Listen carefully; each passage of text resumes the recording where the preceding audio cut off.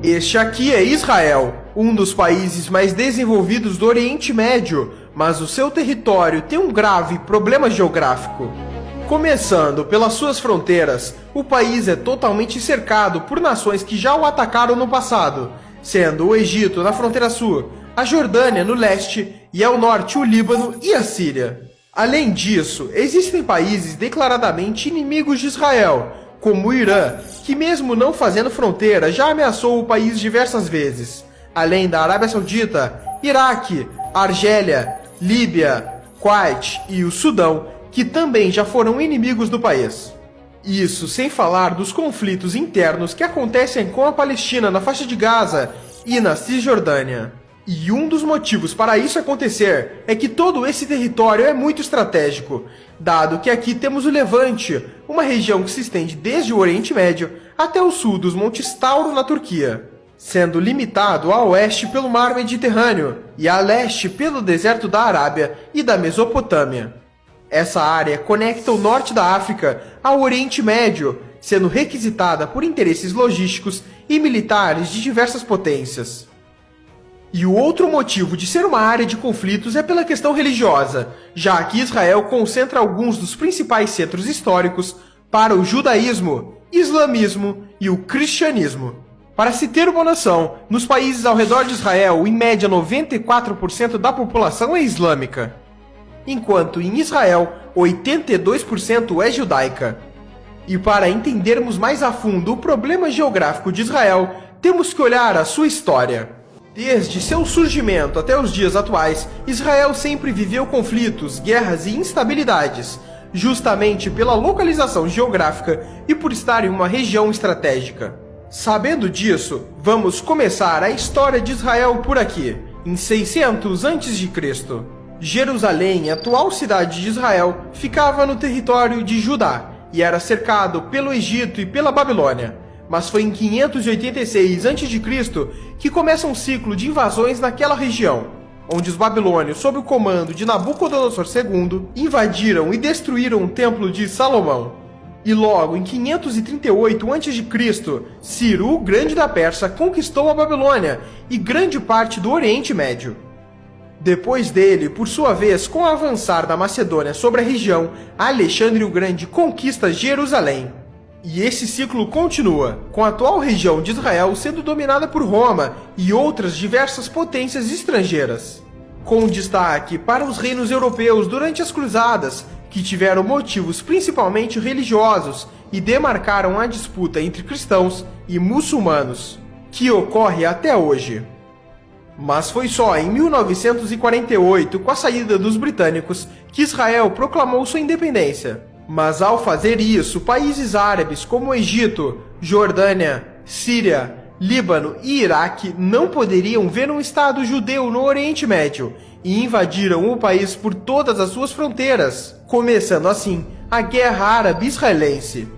E o Estado judeu, mesmo com tantos inimigos, venceu essa guerra, além da Guerra do Sinai em 1956, Guerra dos 6 Dias em 1967, Guerra do Atrito em 1970, além da Guerra do Yom Kippur e tantas outras que ocorreram, com Israel vencendo todas elas. E isso acontece em grande parte pela estratégia israelense de defesa, que por problemas geográficos e por ser um país pequeno e com pouco território, Israel não pode se dar ao luxo de recuar de seus inimigos, já que estaria entregando seu próprio território para os mesmos. Basicamente, a estratégia se dá da seguinte maneira: a primeira etapa é avançar sobre território inimigo no momento que eles menos esperam, e depois, enquanto uma linha avança diretamente em direção ao inimigo de forma rápida, uma ou mais linhas de ataque se dão pelas extremidades de forma a avançar mais rápido ainda, cercando o inimigo e não o deixando penetrar em seu território. Em exemplos históricos, na Guerra dos 6 Dias, Israel estava cercado por inimigos. Então, durante a madrugada do primeiro dia de guerra, 178 caças israelenses levantaram voo e atacaram bases aéreas no interior do Egito, antes que os caças egípcios atacassem no dia seguinte. O mesmo aconteceu com ataques terrestres, dado que no mesmo dia do ataque aéreo, soldados israelenses avançaram contra posições egípcias que estavam entrincheiradas, com investidas diretas e pela retaguarda. O montante dessas guerras e conflitos mostra a instabilidade na região e que hoje, mesmo tendo um decreto de paz entre Israel e países árabes, o país tem que sempre investir na sua defesa, tanto que as forças armadas de Israel são a 20ª maior do mundo. E da sua população de 9 milhões de habitantes, 600 mil são militares. Mas voltando ao território atual de Israel, para entendermos os conflitos internos que persistem até hoje, temos que analisar os pontos fortes e fracos da região. Diferente de países como os Estados Unidos, que possuem ótimas barreiras naturais e poucas fronteiras, Israel sofre nesse sentido, pois tem 3 barreiras naturais problemáticas. Sendo o Sinai, que por ser justamente uma área desértica e pouco habitada, ela dificulta o envio de forças militares até o deserto de Negev. A outra região são os desertos ao sudeste que protegem Negev e chegam até o Mar Vermelho. E por fim, o deserto que começa por volta de 40 quilômetros ao leste do Rio Jordão, que protege das possíveis ameaças vindas da Jordânia. Mas essa região em específico só funciona se Israel mantiver o controle da Cisjordânia, uma região de maioria palestina, o que é um problema para o país. E talvez esse seja o maior problema geográfico de Israel, os conflitos com a Palestina. Basicamente, a Palestina é um território dividido em 2 partes, sem ligação por terra, a Cisjordânia e Gaza. E dentro desses territórios temos regiões sob controle civil palestino e regiões controladas por Israel, conhecidas como assentamentos, que são como bairros protegidos por cercas e pelas forças israelenses. A proteção dessas regiões se dá basicamente porque a construção delas começou durante a Guerra dos 6 Dias contra os árabes, e as forças israelenses se estabeleceram nos territórios, e os conflitos entre israelenses e palestinos se intensificaram ao longo dos anos. Mas em 1993, em Oslo, Noruega, líderes israelenses e palestinos se reuniram e firmaram um acordo de paz, que estabelecia 3 áreas diferentes de ocupação na Cisjordânia. A primeira delas é a Área A, que seria administrada pelas autoridades palestinas.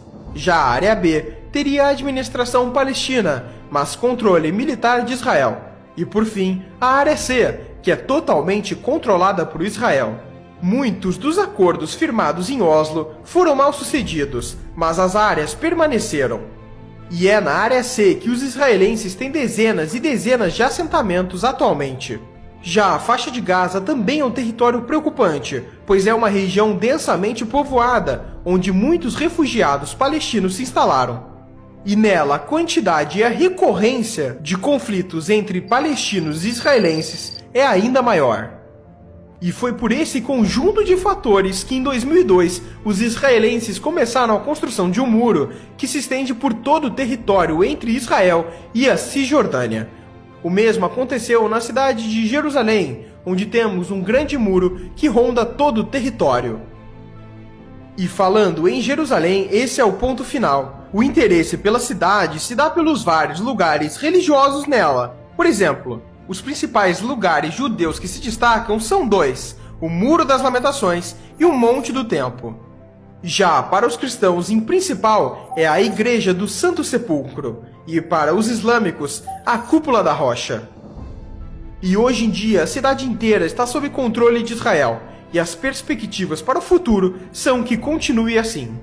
Mas as ameaças pela tomada de Jerusalém por parte de países árabes continuam. Os países lutaram pela tomada de Jerusalém durante sua história, e isto pode voltar a acontecer. E é incrível como um país tão pequeno e tão limitado territorialmente conseguiu se tornar a potência que é hoje, mesmo com todos os seus percalços geográficos. E esse foi o problema geográfico de Israel.